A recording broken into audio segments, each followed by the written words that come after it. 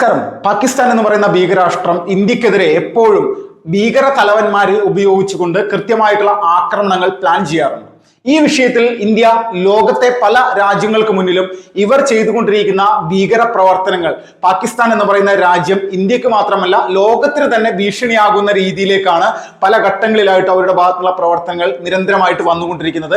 അതുകൊണ്ട് ഭീകരന്മാരുടെ പട്ടിക തയ്യാറാക്കി ഓരോരുത്തരെയും ഇല്ലായ്മ ചെയ്യേണ്ടതും പാകിസ്ഥാന്റെ ഈ കള്ളക്കളികൾ കൃത്യമായിട്ട് ലോകത്തിന് മുന്നിലേക്ക് കൊണ്ടുവരാൻ വേണ്ടി ഒരുപാട് നാളുകളായിട്ട് ഇന്ത്യ പരിശ്രമിക്കുകയും ചെയ്യുന്നുണ്ട്. ഇതിൽ കൃത്യമായിട്ട് നമ്മൾ മനസ്സിലാക്കുക, ഇപ്പോൾ ഇന്ത്യയും പാകിസ്ഥാനും തമ്മിൽ നടന്നുകൊണ്ടിരിക്കുന്ന ഒരു യുദ്ധസമാനമായിട്ടുള്ള ഈ ഒരു സാഹചര്യത്തിൽ ദേശീയ മാധ്യമങ്ങൾ പുറത്തുവിടുന്ന പ്രധാനപ്പെട്ട വിവരങ്ങൾ അത് കൃത്യമായിട്ട് നമുക്ക് മനസ്സിലാക്കാൻ സാധിക്കും. പാകിസ്ഥാനിലെ ലഷ്കർ ഇ തോയ്ബയുടെ പ്രധാനപ്പെട്ട ഹഫീസ് സയ്യിദ് അടക്കമുള്ള നേതാക്കന്മാരുടെ ജീവൻ അത് ഇന്ത്യ കൊത്തിപ്പറിച്ചെടുക്കാനുള്ള അല്ലെങ്കിൽ പൂർണ്ണമായിട്ട് അവരെ കൊന്നു തള്ളാനുള്ള ഒരു നിലപാടിലേക്ക് കാര്യങ്ങൾ പോയിക്കൊണ്ടിരിക്കുകയാണ്. ഇത് മുൻകൂട്ടി തന്നെ പാകിസ്ഥാൻ എന്ന് പറയുന്ന ഭീകര രാഷ്ട്രത്തിന് അറിയാം. അതുകൊണ്ട് തന്നെ ഭീകര തലവന്മാരുടെ വീടുകൾക്കും സ്ഥാപനങ്ങൾക്കെല്ലാം വലിയ രീതിയിലുള്ള സുരക്ഷയാണ് അവർ ഏർപ്പെടുത്തിയിരിക്കുന്നത്.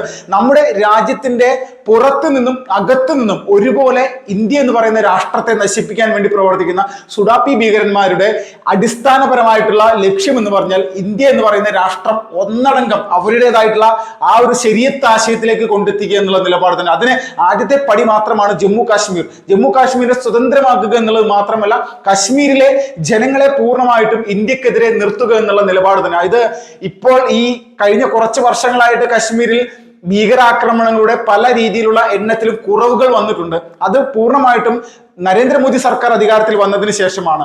സാധാരണയായിട്ട് ഭീകരാക്രമണത്തോടൊപ്പം തന്നെ ഭീകരാക്രമണത്തെ ചെറുത്തു തോൽപ്പിക്കുന്ന നമ്മുടെ രാജ്യത്തിലെ സൈനികരെ പോലും കല്ലെറിയാനും അവരെ ആക്രമിക്കാനും നിരന്തരമായിട്ടും കശ്മീരിലെ ജനത വലിയ രീതിയിൽ പരിശ്രമിച്ചിട്ടുണ്ട്. അതിന്റെ ഒരുപാട് തെളിവുകളും കേസുകളും ഇന്ന് നിലനിൽക്കുന്നുണ്ട്. അപ്പൊ നമ്മൾ ചിന്തിക്കുക, ജമ്മു കാശ്മീരിലെ ജനങ്ങളുടെ ഉള്ളിൽ ഭീകര പ്രവർത്തനം അതിവ്യാപകമായിട്ട് വർദ്ധിപ്പിച്ച് മുന്നോട്ട് പോകാനായിട്ട് കഴിഞ്ഞ കുറേ നാളുകളായിട്ട് പാകിസ്ഥാൻ ശ്രമിക്കുന്നുണ്ട്. അതിന്റെ അവസാനത്തെ ഒരു ഉദാഹരണമാണ് പെഹൽഗാം ആക്രമണം. ഈ പെഹൽഗാം ആക്രമണവുമായി ബന്ധപ്പെട്ടുകൊണ്ട് നമ്മൾ ചിന്തിക്കുക, ഈ ആക്രമണം നടത്തിയ ഭീകര സംഘടന ആക്രമണം നടത്തി അല്പസമയത്തിനകം കുറച്ച് സമയങ്ങൾക്കകം അവർ അതിന് ഉത്തരവാദിത്വം ഏറ്റെടുത്തു.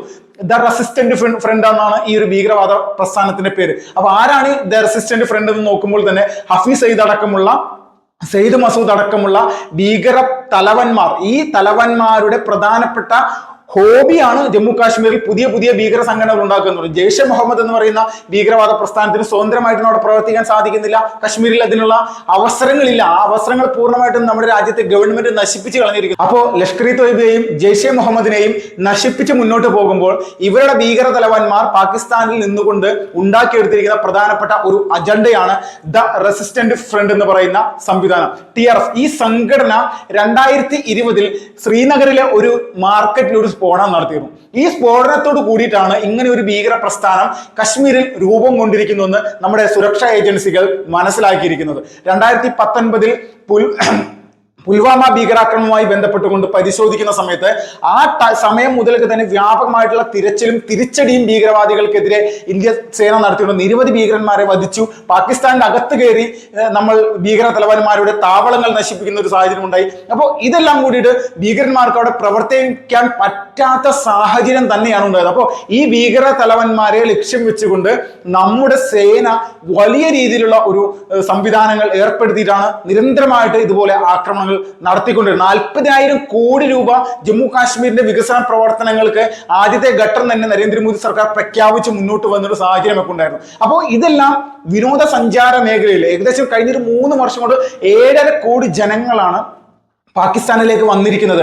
അത് വിനോദസഞ്ചാരികളായിട്ടാണ് അവർ എത്തിയിരിക്കുന്നത്. അപ്പോൾ ഇതിൽ യഥാർത്ഥത്തിൽ ഇന്ത്യ മഹാരാജ്യത്തിന്റെ ഏറ്റവും പ്രധാനപ്പെട്ട ഒരു വിനോദസഞ്ചാര മേഖലയായിട്ട് ജമ്മു കാശ്മീർ കഴിഞ്ഞ കുറച്ച് മാസങ്ങളും വർഷങ്ങൾ കൊണ്ട് മാറിയിരിക്കുകയാണ്. അപ്പോൾ ഇത് സഹിക്കാനായിട്ട് പറ്റുന്നില്ല എന്നുള്ളത് പാകിസ്ഥാനെ സംബന്ധിച്ചുള്ള അവരുടെ ഏറ്റവും പ്രധാനപ്പെട്ട ഒരു വിഷയം തന്നെയാണ്. ജമ്മു കാശ്മീർ അവരുടെ ലക്ഷ്യമായിട്ട് അവർ എന്നും കൊണ്ടു നടക്കുന്നതാണ്.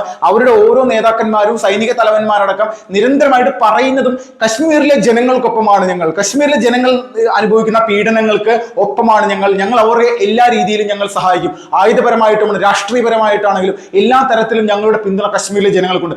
ഇത് കൃത്യമായിട്ട് ഇന്ത്യൻ സർക്കാർ അല്ലെങ്കിൽ ഭാരതത്തിന്റെ സർക്കാർ ഇത് മനസ്സിലാക്കിയിട്ട് തന്നെയാണ് ഓരോ ഭീകര തലവന്മാരെയും നശിപ്പിക്കാൻ വേണ്ടിയിട്ടുള്ള നടപടിക്രമങ്ങൾ എടുത്തിരിക്കുന്നത്. വലിയ തരത്തിലുള്ള അറ്റാക്കുകൾ നശിപ്പിച്ചുകൊണ്ടാണ് ഇന്ത്യൻ സേന ഇത്രയും കാലം മുന്നോട്ട് വന്നത്. അതിൽ ഒരെണ്ണമാണ് പിഴച്ചിരിക്കുന്നത്. പെഹൽഗാം ആക്രമണവുമായി ബന്ധപ്പെട്ടുകൊണ്ട് നമ്മുടെ രാജ്യത്തെ ഭീകര തലവന്മാർ, നമ്മുടെ രാജ്യത്തിന്റെ അകത്ത് ഒരുപാട് ഭീകര തലവന്മാരുണ്ട്. ഈ ഭീകര തലവന്മാർ പല രീതിയിൽ രഹസ്യമായിട്ട് പല പ്രവർത്തനങ്ങൾ നടത്തിക്കൊണ്ടിരിക്കുന്നതാണ്. ഇവരുടെ എല്ലാം ലിസ്റ്റുകൾ തയ്യാറാക്കി ഇന്ത്യ പലപ്പോഴായിട്ട് ഇവരെ പല ഘട്ടങ്ങളിലായിട്ട് അറസ്റ്റ് ചെയ്ത് ജയിലിലാക്കി. ഇപ്പോൾ തന്നെ ജമ്മു കാശ്മീരിലെ 1700ഓളം ഭീകരന്മാരെയാണ്, അല്ലെങ്കിൽ ഈ പുൽവാമ ഭീകരാക്രമണത്തോടൊപ്പം തന്നെ അല്ലെങ്കിൽ പെഹൽഗാം ഭീകരാക്രമണം എന്നുള്ള ഇപ്പോൾ നടന്നിരിക്കുന്ന ഭീകരാക്രമണത്തിനൊക്കെ ഒരു തെളിവുകളുടെ അടിസ്ഥാനത്തിൽ ഇവരെ വലിയ രീതിയിലുള്ള സഹായങ്ങൾ ഏർപ്പെടുത്തി അവിടുത്തെ ഭീകരന്മാർക്ക് സ്വതന്ത്രമായിട്ട് വന്ന് ആക്രമണം നടത്തി മുന്നോട്ട് പോകാൻ സാധിക്കുന്ന തരത്തിലേക്കുള്ള നിലപാടുകൾ സ്വീകരിച്ചുകൊണ്ട് അവർക്ക് സഹായം ചെയ്തിട്ടുള്ള ആളുകളെ സർക്കാർ പിടിച്ചിപ്പോൾ ജയിലിലാക്കിയിരിക്കുകയാണ്. അപ്പൊ നമ്മൾ ചിന്തിക്കുക, മനസ്സിലാക്കുക, ജമ്മു കാശ്മീരിൽ തീവ്രവാദം എന്ന് പറയുന്ന പ്രവർത്തനത്തെ 1% പോലും അവിടെ പ്രോത്സാഹിപ്പിക്കാത്ത ജനങ്ങളാണ് കശ്മീരികൾ എന്ന് നമ്മൾ ചിന്തിക്കരുത്. കശ്മീരിലെ ജനങ്ങളുടെ ഇടയിൽ വലിയ രീതിയിൽ ഇന്നും ഭീകരന്മാർക്ക് പ്രവർത്തിക്കാനുള്ള ഒരു സ്പേസ് അവർ കൊടുക്കുന്നുണ്ട്. ഭയം, ഇന്ത്യൻ സർക്കാരിനുള്ള ഭയമാണ് പല ഘട്ടങ്ങളിലായിട്ട് ഇതുപോലുള്ള വിഷയങ്ങളിൽ നിന്ന് അവർക്ക് മാറി ചിന്തിക്കാനുള്ള ഒരു സാഹചര്യം ഉണ്ടായത്. നമ്മൾ ചിന്തിക്കുക, മനസ്സിലാക്കുക, കശ്മീരിലെ ജനങ്ങളെ സംബന്ധിച്ച് അവരിനി ഒരു 50 വർഷങ്ങൾക്ക് അപ്പുറത്തേക്ക് പോയാൽ പോലും അവരുടെ ഉള്ളിൽ ഭീകരവാദികൾക്ക് പ്രവർത്തിക്കാനുള്ള ഒരു സ്പേസ് അവരിടുന്നുണ്ട്. അതാണ് യഥാർത്ഥത്തിൽ ഇപ്പോൾ നടന്നുകൊണ്ടിരിക്കുന്നത്. നമ്മൾ വിചാരിക്കും കശ്മീരിലെ ജനങ്ങൾ ഇപ്പോൾ വലിയ രീതിയിൽ വിനോദസഞ്ചാര മേഖലയിൽ സഹകരിച്ചുകൊണ്ട് മുന്നോട്ട് പോകുന്ന സാഹചര്യമാണെന്ന്. ഇതൊക്കെ ശരിയാണ്. അവർക്ക് ഇപ്പോൾ ജീവിത സാഹചര്യം മുന്നോട്ടുണ്ട്. ഭീകരവാദികളുടെ കൂടെ തന്നെ പോകണ്ട, കല്ലെറിയാൻ പോകണ്ട, അവർക്ക് അത്യാവശ്യം വരുമാനം, ഒരു കേസും ഇല്ലാതെ സ്വതന്ത്രമായിട്ട് രാജ്യത്തിന്റെ നിയമ സംവിധാനങ്ങൾ അനുസരിച്ച് മുന്നോട്ട് പോകുന്ന സാഹചര്യങ്ങളിൽ ഇന്ന് കശ്മീരിൽ ലഭിക്കുന്നുണ്ട്. അതിനുള്ള സാഹചര്യങ്ങൾ ഇന്ന് അവിടെയുണ്ട്. അപ്പോൾ ഇതിനിടയിലും കുത്തിത്തിരിപ്പായിട്ട് രാജ്യദ്രോഹ നിലപാടുകൾ എടുക്കുന്ന ആളുകൾ, പാകിസ്ഥാൻ കേന്ദ്രീകരിച്ചുകൊണ്ട് പ്രവർത്തിക്കുന്ന ലഷ്കർ ഇ തൊയ്ബയും ജെയ്ഷെ മുഹമ്മദ് പോലുള്ള ഭീകരവാദ സംഘടനകളെ അവർക്ക് ഇവിടെ പ്രവർത്തിക്കാൻ വേണ്ടിയുള്ള സാഹചര്യം ഒരുക്കാൻ വേണ്ടി ഇവിടെ തയ്യാറാവുന്നു. ഇത് തന്നെയാണ് പെഹൽഗാം ആക്രമണത്തിന്റെ അടിസ്ഥാനം എന്ന് പറഞ്ഞാൽ.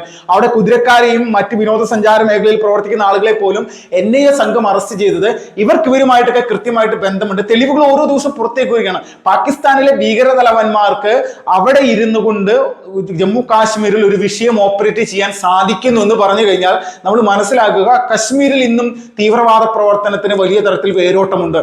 അതിനെ ഒരു പരിധിവരെ അടിച്ചമർത്താൻ കേന്ദ്ര സർക്കാരിന് സാധിച്ചിട്ടുണ്ടെങ്കിലും ഇന്നും അതിന് ഇപ്പൊ അവിടെ പ്രവർത്തിക്കാനുള്ള അവസരങ്ങൾ ഒരുക്കാൻ വേണ്ടി അവിടുത്തെ പല ആളുകളും തയ്യാറാണെന്നുള്ളതിൽ തർക്കമില്ല. ഇപ്പോൾ പാകിസ്ഥാനിലെ ഭീകര തലവന്മാരുടെ വീടുകൾ കേന്ദ്രീകരിച്ചുകൊണ്ടടക്കം ആക്രമണം നടത്താനുള്ള ഒരു നിലപാടിലേക്ക് ഇന്ത്യൻ സേന തയ്യാറെടുക്കുന്ന വിഷയങ്ങൾ തന്നെയാണ് യഥാർത്ഥത്തിൽ ഇപ്പോൾ പുറത്തു വരുന്നത്. ഇതോടകം തന്നെ ഈ ഘട്ടത്തിൽ അടിസ്ഥാനപരമായി ഭയപ്പെടുത്തി പൂർണ്ണമായിട്ടും അവരെ ആക്രമിച്ച് ഇല്ലായ്മ ചെയ്യുന്ന ഒരു സമയം വരെ ഇന്ത്യൻ സർക്കാരിന് റെസ്റ്റ് ഇല്ല, വിശ്രമമില്ല എന്നുള്ളത് തന്നെയാണ് തുടക്കിടെ അല്ലെങ്കിൽ അടിക്കടിയായിട്ട് നിരന്തരമായിട്ടുള്ള ചർച്ചകളും മറ്റു മീറ്റിങ്ങുകളും അതുമായി ബന്ധപ്പെട്ടുകൊണ്ട് സൈന്യത്തിന് പ്രധാനമായിട്ടുള്ള നിർദ്ദേശങ്ങൾ കൊടുക്കുന്നു. സ്വതന്ത്രമായിട്ട് നിങ്ങൾക്ക് പാകിസ്ഥാനെ ആക്രമിക്കാൻ, പാകിസ്ഥാനിലെ ഭീകര താവളങ്ങൾ ആക്രമിക്കാനുള്ള എല്ലാവിധ സഹായങ്ങളും എല്ലാവിധ സ്വതന്ത്രമായിട്ടുള്ള പിന്തുണയും സർക്കാരിന്റെ ഭാഗത്തു നിന്നുണ്ടാകുമെന്നുള്ള രീതിയിലേക്കുള്ള നിലപാടുകൾ സ്വീകരിച്ചുകൊണ്ട് മുന്നോട്ട് വരുന്നത്. അപ്പോൾ ഇത് തന്നെയാണ് രാജ്യത്തെ ജനങ്ങളും പ്രതീക്ഷിക്കുന്നത് എന്നുള്ളതിൽ യാതൊരു തർക്കമില്ല.